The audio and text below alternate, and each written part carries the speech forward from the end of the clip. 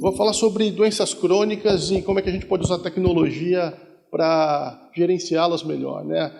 Talvez um dos grandes problemas do nosso sistema de saúde, que vem trazendo cada vez mais uma carga sobre o sistema em si, em termos de custo, em termos de qualidade de vida para as pessoas e tudo mais. Bom, a gente vive num processo transitório, né? A gente vivemos uma transição demográfica e epidemiológica no Brasil e no mundo. Isso aqui é uma coisa que acontece no mundo inteiro, na verdade. O Brasil, em especial, a gente é um problema maior, digamos assim, para a gente, porque estamos envelhecendo muito rapidamente e não estamos preparados para isso. Certamente isso traz uma complexidade adicional para a nossa sociedade. Como é que nós lidaremos com isso no futuro, nos próximos anos? Seremos a quinta maior população idosa do mundo dentro de poucas décadas. A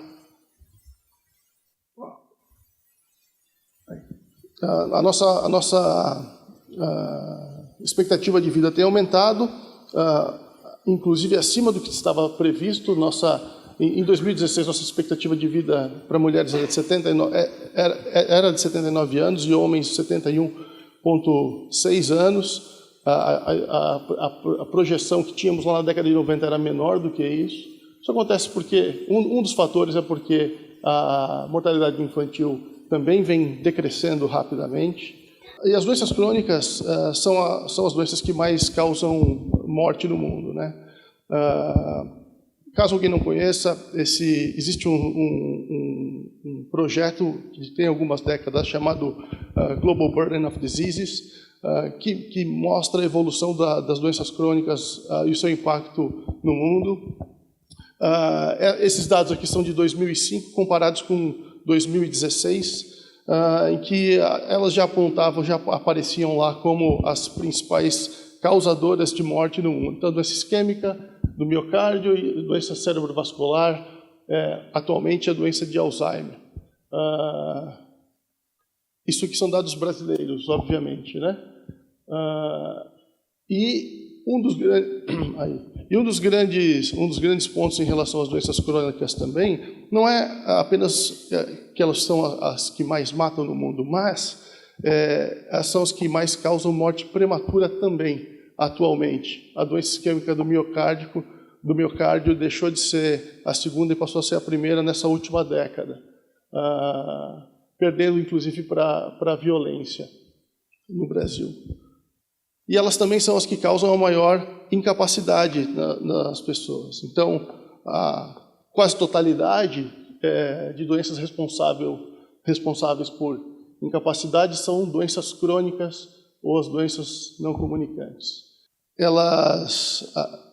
Uma coisa importante em relação às doenças crônicas é que elas estão totalmente relacionadas, na grande maioria das vezes, com o nosso estilo de vida, ou seja, elas podem ser evitáveis.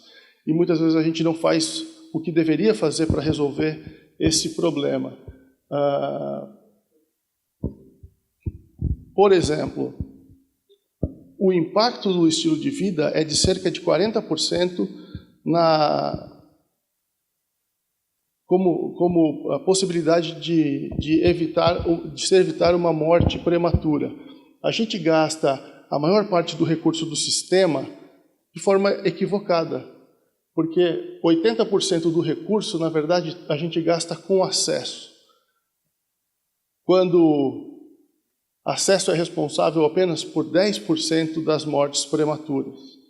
Então, se pudéssemos investir mais em prevenção, talvez esse cenário fosse um pouco diferente. Claro, a grande dificuldade de se convencer o investimento em prevenção é que você não consegue enxergar isso amanhã. Você vai ver o retorno desse investimento muitas vezes daqui a uma década ou mais. E no mundo que a gente vive hoje, por exemplo, uma operadora quer ver o resultado amanhã, assim como uma empresa, enfim. Então, o investimento em prevenção ele não é feito do jeito que deveria.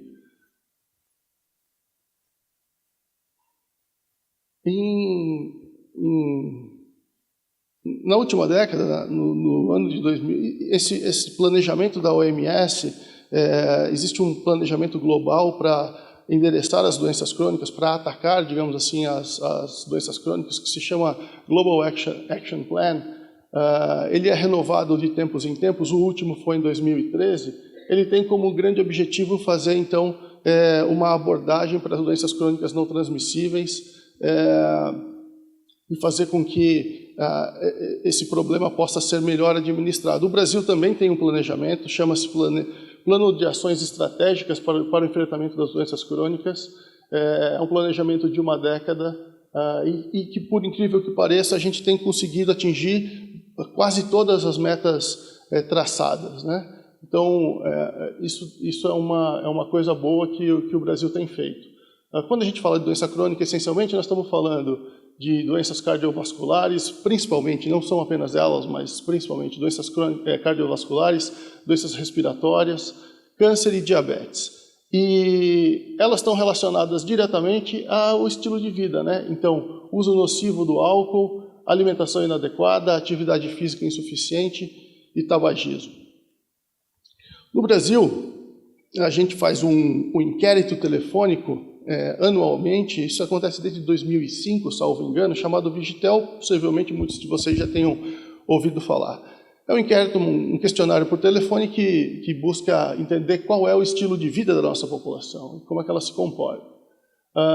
Estamos aí no fim da primeira década e os números não são muito bonitos, digamos assim.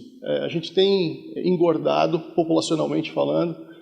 Hoje, mais de 50% da população está com sobrepeso, 53,8%, 57,7% quando a gente olha para os homens e 50,5% quando a gente olha para as mulheres. Quando a gente olha para a obesidade, nós estamos falando de 18%, ou seja, somando-se obesidade com sobrepeso, quase 70% da população brasileira está acima do peso.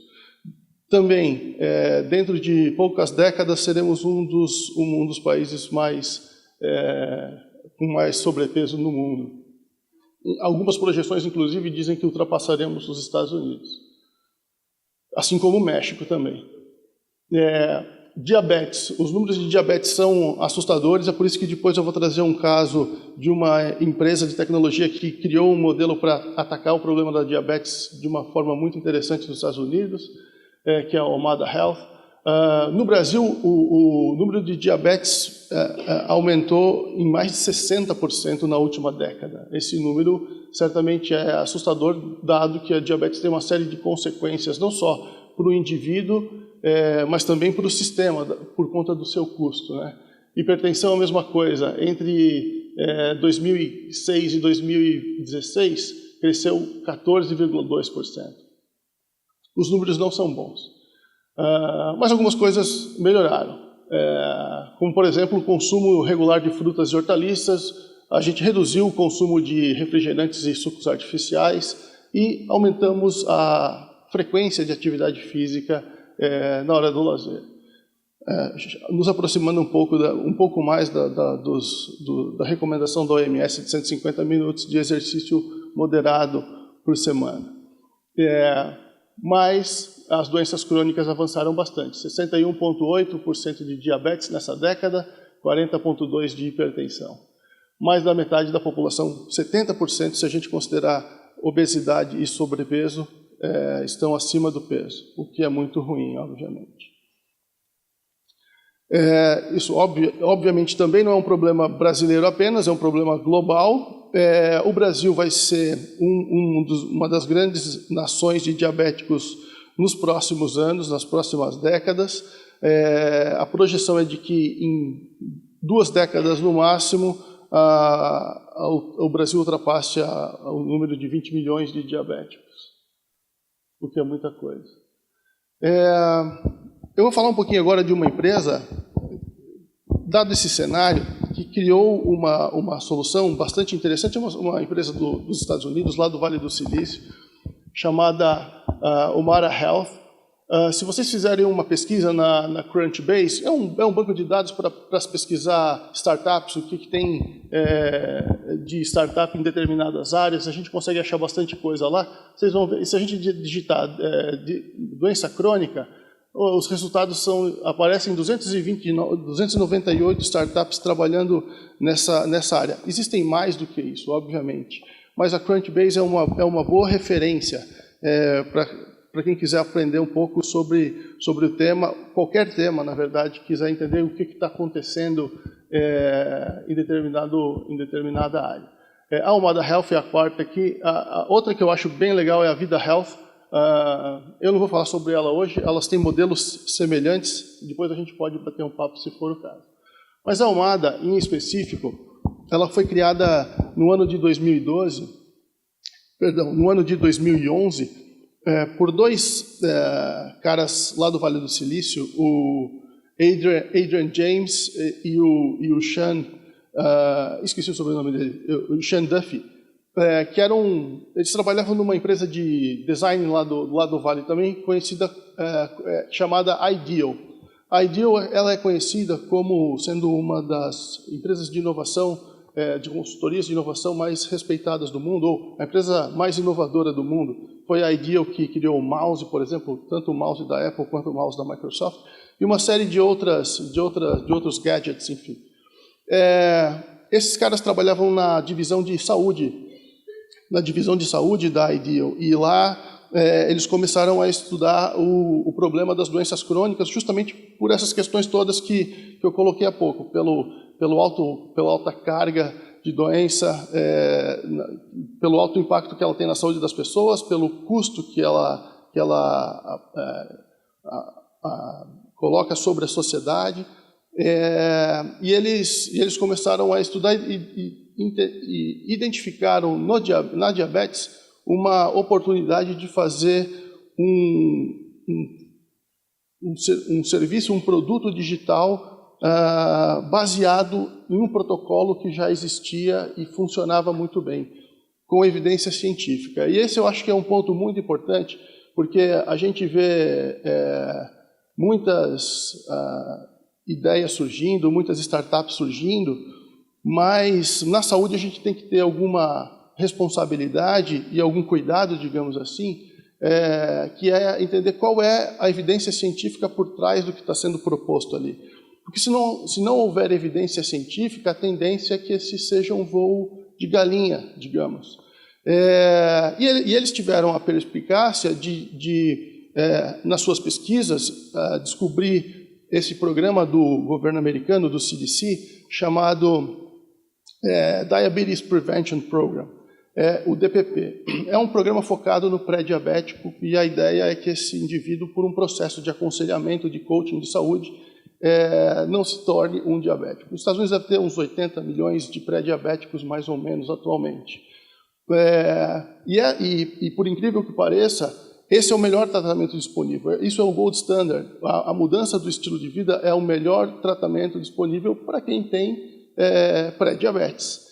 Eles estudaram isso a fundo e resolveram transformar isso numa solução digital. A modificação comportamental, ela diminui em até 58% a chance da pessoa desenvolver diabetes, e se a pessoa tiver mais do que 60 anos, ela diminui em mais de 71%. O difícil o ponto é que fazer mudança de comportamento não é uma coisa tão simples assim, mas que funciona.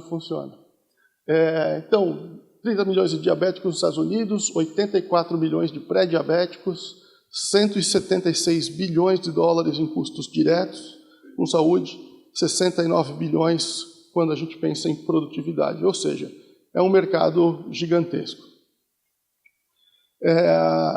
E eles nada mais do que aplicaram aquilo que eles já praticavam no dia a dia. A Ideal é a empresa onde se cunhou o conceito de design thinking. Então eles aplicaram o design thinking para chegar na solução que eles iriam criar mais tarde.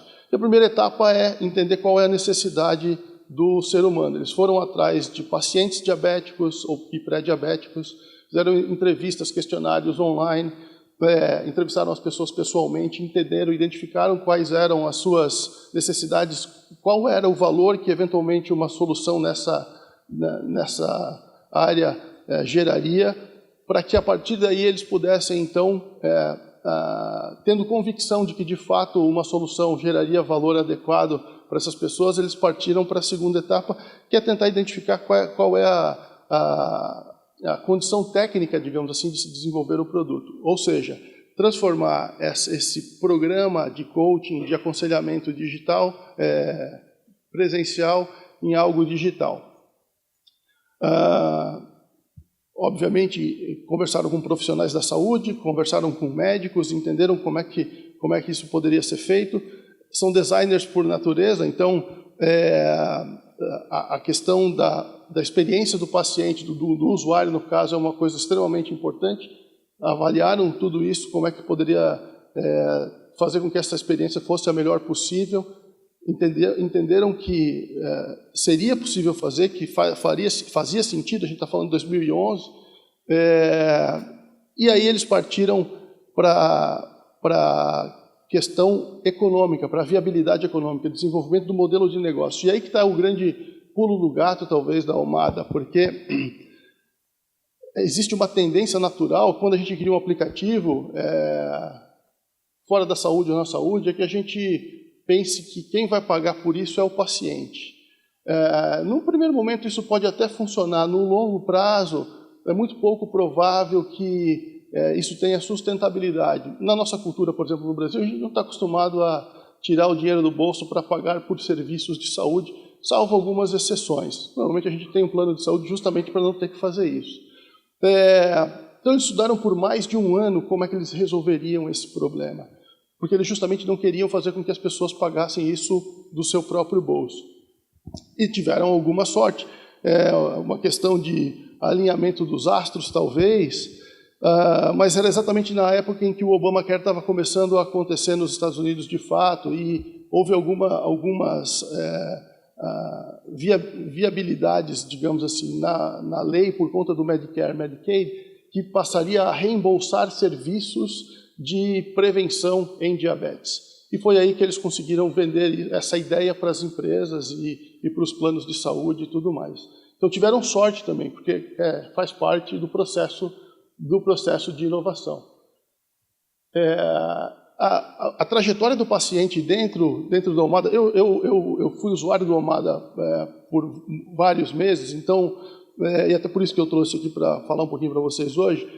A trajetória do paciente dentro do processo é muito interessante. Desde o momento que você preenche um questionário para saber se você vai ser elegível a participar ou não, é tudo muito fluido, digamos assim, é muito simples. Você preenche um questionário com meia dúzia de perguntas, se você for elegível, eles te mandam uma resposta dizendo: olha, seja bem-vindo ao nosso programa, você pode participar, e aí nesse momento você preenche um questionário um pouco mais extenso, mais detalhado, a respeito dos seus fatores de risco, estilo de vida, história pregressa, etc. E isso, no meu caso, quem pagava o programa era a universidade, isso era feito via universidade.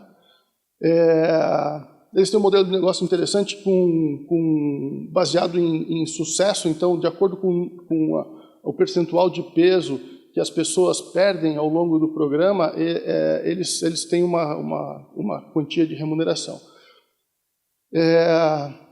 E aí, depois de uma semana, você recebe, então, uma balança para você se pesar todos os dias. A ideia é que você possa fazer o tracking, né, do seu peso, do seu número de passos, etc. Você recebe lá os kits em casa. E esse processo de onboarding do paciente é muito, muito claro, muito simples de compreender e bastante intuitivo. Depois que você recebe, e ele tem um componente social bastante importante, você não está sozinho, então você é colocado dentro de um grupo de pessoas, 15, 20 pessoas mais ou menos, que participam do seu grupo. Eles montam esse grupo baseado em aspectos de região onde você mora, enfim, é uma coisa que faça sentido. E aí você passa a participar, você tem um coach de saúde do outro lado, que interage com você de forma assíncrona, não é um coaching que você chama no WhatsApp, por exemplo, você manda as respostas e elas vêm um pouco mais tarde. Até onde eu usei, eles não tinham um chatbot do outro lado, era uma coach mesmo. Apesar de que algumas respostas daquelas eram automatizadas, sem dúvida, mas existia essa interação, e isso é um outro aspecto importante. Eu acho que muitas vezes a gente procura um pouco disso, né, essa questão da interação com o ser humano do outro lado, a interação com o meu grupo, com as pessoas que estavam lá querendo mudar o seu estilo de vida, ela era bem mais intensa do que com o coach, na verdade. Mas uma vez feito, esse programa dura 16 semanas, então são quatro blocos de 4 semanas, até que você, quando chegar nesse final, essa primeira fase eles chamam de fundamento, depois você entra numa outra fase em que você fica por mais 8 meses, então completando 1 ano, e aí termina, apesar de que você continua com acesso a essa comunidade ad eternum, a princípio. Mas esse processo, ele foi muito bem desenhado no caso deles, e eu acho que isso é um aspecto muito importante do ponto de vista de experiência do paciente. Tem um exemplo do grupo que eu interagia lá, eram cerca de 15 pessoas, mais ou menos, que eu falei há pouco. Mas a grande sacada, eu acho, o grande diferencial da Almada, apesar disso tudo ter sido construído de uma maneira muito inteligente, o grande diferencial da Almada está, de novo, naquele aspecto que eu mencionei há pouco, que é a questão da ciência. Eles já publicaram mais de 10 papers, ou estão no 10º artigo, e é muito interessante você ver a construção, digamos assim, da história da empresa baseada nesses aspectos científicos, na verdade. Eles estão mostrando que isso, de fato, funciona. Foram eles que criaram o termo terapia digital, baseado exatamente nesse programa que o Michael, inclusive, mencionou há pouco. Já atenderam mais de 130 mil vidas nesse processo. E, por incrível que pareça, o que eles conseguiram criar, quando comparado com o próprio programa do CDC, tem uma performance ainda melhor. Então, como vocês podem ver aqui, isso aqui é a média de perda de peso durante o programa. Aproximadamente 6,5% e quase 7,5% depois de 12 meses. Hoje, se você entrar lá no site, está escrito que eles garantem pelo menos 4,5% de perda de peso por indivíduo que completa o programa, a primeira fase do programa de 16 semanas.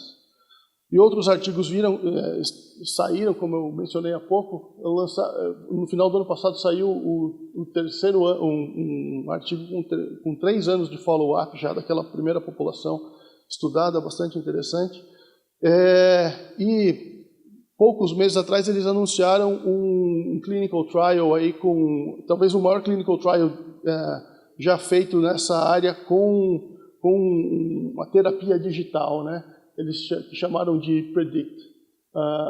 Então, esse é um aspecto extremamente importante que eu acho que toda startup de saúde, ou quem compra serviços de startup de saúde, ou quem trabalha com startups de saúde, precisa ter no seu radar, que é a evidência científica. Isso é algo extremamente importante, é o que na minha visão, pelo menos, é o que vai fazer a diferença para qualquer empresa que queira prosperar.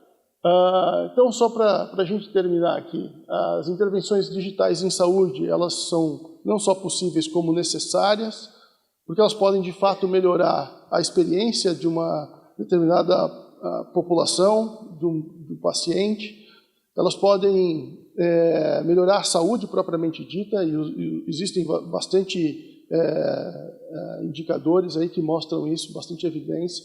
Elas podem, de fato, reduzir o custo per capita, a própria Almada é um bom exemplo disso. Elas podem ser uma alternativa terapêutica, imagine lugares em que não exista tanto acesso assim ao profissional de saúde, você poder fazer esse acesso à distância faz todo sentido, e ela pode dar escala para o sistema de saúde. Contanto, de novo, que sejam construídas sobre os pilares das melhores evidências científicas disponíveis. E é isso. Obrigado.